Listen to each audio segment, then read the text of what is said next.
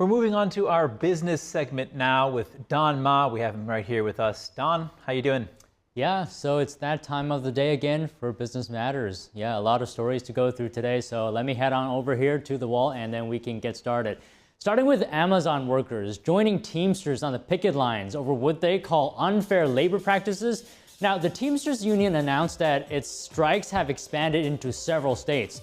Now, that's including Georgia, California, Kentucky, and New York as well. The union unrest started 2 months ago when a group of Amazon drivers launched a strike at a facility in Illinois. Now, according to the Teamsters Union, workers are demanding Amazon recognize them as one union and negotiate a contract with fair wages and safe working conditions. No comment from Amazon on the strikes just yet.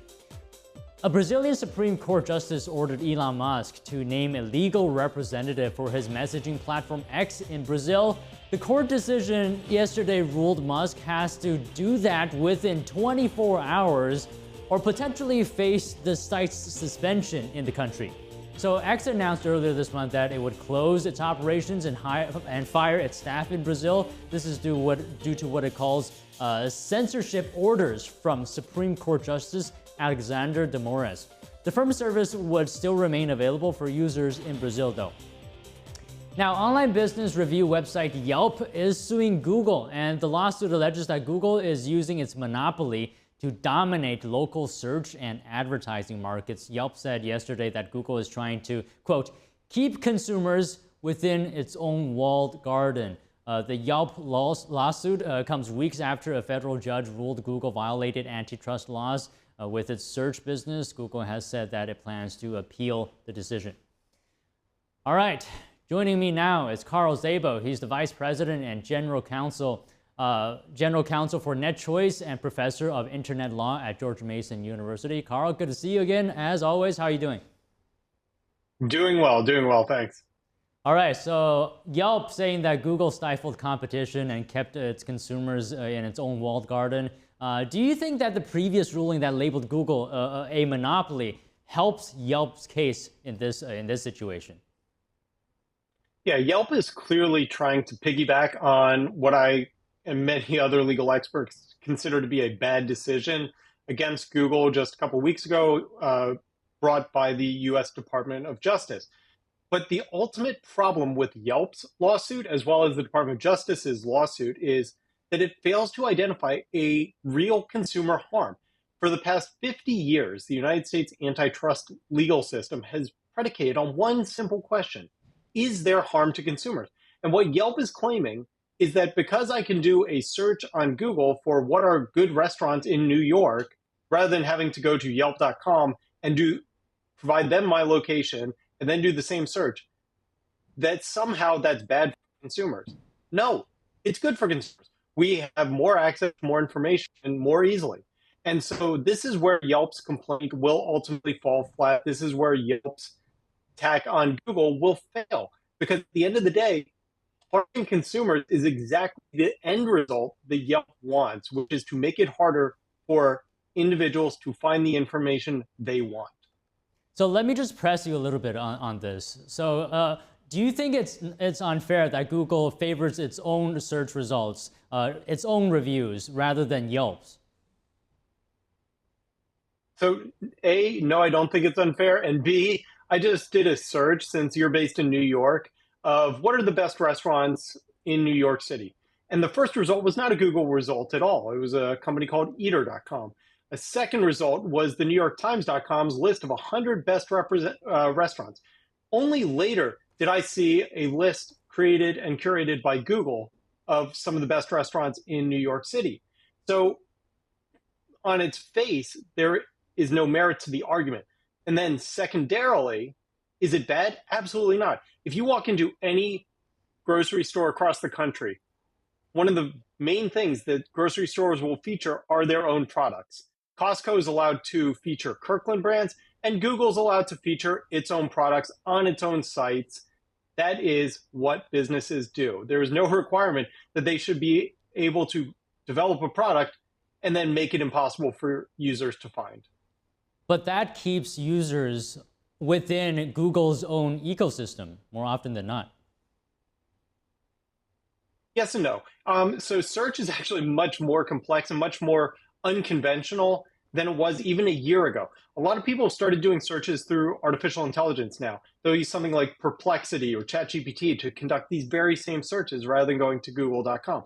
Simultaneously, if I'm going to search for movies on Netflix, I'll go to netflix.com. If I'm going to search for places or restaurants to eat at, I might go to opentable.com. So the idea that search is only one place, one website, doesn't even match the way that we normally use it. And then finally, if I'm going to order some groceries from my local supermarket, Kroger, I'll go to kroger.com and search for the groceries there. So search is not a one stop shop. And even if it were, the ultimate question is, what's the harm to consumers? So once again, they will see the best restaurants listed by Google. And if Google fails to give the best restaurant results, then users will just go to bing.com, run by Microsoft, or DuckDuckGo, or a myriad of other search systems. Okay, so how do you see this lawsuit playing out with Yelp and Google, keeping in mind that Google was just ruled as a monopoly? Yeah, so being a monopoly in and of itself is not illegal. However, if you use that monopoly to engage in anti-competitive behavior that results in consumer harm, then you have a problem. And so that's where this entire lawsuit is going to break apart. One is the argument of, do they have a monopoly on search? Well, Google doesn't have a monopoly of search when people go to Yelp.com, for example. Two, you haven't seen any actual evidence of anti-competitive behavior. Just making your product better is not inherently anti-competitive. In fact, that's what we want in a competitive ecosystem. And then finally, what is the resulting consumer harm? That's where Yelp's really going to struggle. Because at the end of the day, all Google has done is consistently improve its product and consistently made it easier for users to find the information they want. No consumer harm occurring. So that's where Yelp's complaint ultimately will fall apart. Just because one business is doing better than another is not an excuse for the government or the legal system to come in and stop success. In fact, that's exactly what we want in America. We want businesses to compete for users' time, attention, dollars, and presence. All right, Carl, thank you very much for your time today. And I like the Iron Man picture and Nintendo in the background. Thank you very much. Have a good day. All right, moving on here. The U.S. is reloading its weapon stockpile. The U.S. Army has awarded Lockheed Martin and Raytheon a more than $1 billion follow-up contract for its Javelin missiles. Now, these are missiles that can be fired by one person over their shoulder. Lockheed says that the agreement is part of a larger contract from last year, and that contract could reach more than $7 billion for a, quote, indefinite quantity of missiles until 2026. The Maryland-based defense contractor said that the new contract includes production of Javelins specifically to replenish stock sent to Ukraine. Meanwhile, a no drilling and mining ban reinstated on 28 million acres of land in Alaska. The Department of the Interior has reversed a Trump-era decision. It ended long-standing protections and allowed oil and gas development on public land. In a press release, the DOI called the Trump administration's move unlawful and said it lacked public and tribal community considerations. Now, the reversal is being praised, on the other hand, by environmental organizations, but also criticized by local lawmakers. On X, Alaska's governor described the decision as a sanction against Alaska, adding that this harms the state's ability to prosper. Nvidia reported profits, and it jumped last quarter, driven by the company's dominance in the chip-making industry. However, investors seem less impressed. NTD's Andrew Thomas has more on the numbers. Nvidia reported a net income of $16.6 billion. Revenue rose to $30 billion, up 122% from a year ago and 15% from the previous quarter. According to financial data firm FactSet, the S&P 500 is expected to deliver just 5% growth in revenue for the quarter. Still, Nvidia shares slipped nearly 4% in after-hours trading. Chief market strategist Ryan Dietrich at financial services company Carson Group said even though Nvidia beat expectations, the size of the outperformance was smaller than expected. Nvidia said it expects third quarter revenue to grow to around $32.5 billion. Nvidia has led the artificial intelligence sector to become one of the stock market's biggest companies. The company's rise comes as tech giants continue to spend heavily on its chips and data centers needed to train and operate their AI systems. Demand for generative AI products has fueled sales of Nvidia's specialized chips over the last year. In June, Nvidia briefly rose to become the most valuable company in the S&P 500. The company is now worth over $3 trillion. Andrew Thomas, NTD News. Next, even discount stores are now seeing the effects of cash-strapped customers. Dollar General has slashed its sales and profit outlook for the year. Its stocks plunged into the red with its biggest drop ever. The stock is down about 32%. CEO Todd Vassos attributed softer sales to core customers feeling financially constrained. Dollar General has been in trouble for more than a year now. In addition to weaker consumer spending, the chain recently paid millions in penalties over dangerous working conditions. Okay, a little bit about China. Semiconductors, pharmaceuticals, and biotech official data showing that the Pentagon, NASA, and other key U.S. government agencies have funded China-based researchers in these sensitive fields for 14 years. And that the U.S. government has granted over 1,000 U.S. patents to them. This is according to data from the U.S. Patent Office reviewed by Reuters.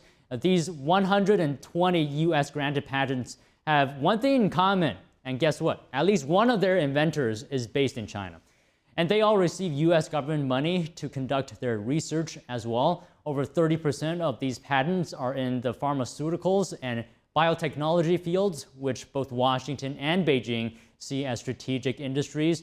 The Pentagon and NASA are also among the sponsors. The patents cover a wide range of technology, including semiconductors, chemical engineering, and medical technology.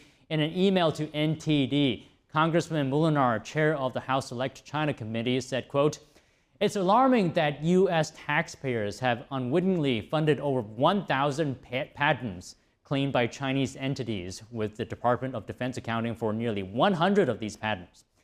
Another spokesperson of the committee called China a foremost adversary to the U.S., adding that could the DoD be funding that is not for military use in China. The House China Committee said a decades-old pact named the U.S.-China Science and Technology Agreement, or STA, could be a tricky part. Getting your hands on your own money is costing Americans more. That's according to a new survey that found fees are on the rise. Personal finance website Bankrate reports that the national average to use an out-of-network ATM has hit a record high. $4.77 this year. This is the highest since Bankrate started tracking fees. Bankrate also noticed that fees differ drastically across the country. Atlanta had the highest, with San Diego and Phoenix trailing. Some of the lowest fees were found in Boston, Seattle, and Philadelphia. The survey also reported an increase in overdraft fees. The national average this year is $27.08. All right, down on Wall Street, it was a mixed day of trading, but the Dow Jones, the star here, notching a record high close, up 6% today. S&P finished flat today, and the Nasdaq down about 0.2%. And artificial intelligence chipmaker Nvidia also dropping today, trimming its 2024 gain to a humble 140%. Apple rising after Citigroup named the iPhone maker its top AI pick. Now eyes are on the July Personal Consumption Expenditures Report, or PCE, due out on Friday. We'll have coverage on that tomorrow. And with that, all the stories from Business Matters today. Chris, Fiona? Don, thank you so much. It seems like the Dow is hitting record highs all the time these days. I wonder how long that will last, but I won't make you answer that question. Well, you know, I don't have a crystal ball, but you know, who knows? Maybe tomorrow. Yeah, things could change rapidly. I mean, so many of our guests who talk about the economy in the future are predicting, very serious consequences for the aftermath of the pandemic and all the government spending surrounding that. But I want to talk about Yelp and Google. It seems like Google is really getting it recently. And I know that antitrust lawsuits have been filed against Meta, Apple and Amazon as well. Yeah, I mean, we'll have to wait and see at how those play out. But it may be the case that the Biden administration is more along the lines of wanting to crack down on these big companies. Yeah, you know. Right, exactly. Yeah, like, as you say, none of us have a crystal ball. We can only make an educated guess and wait and see. Yep. All right. Thank you, Don. Thank you.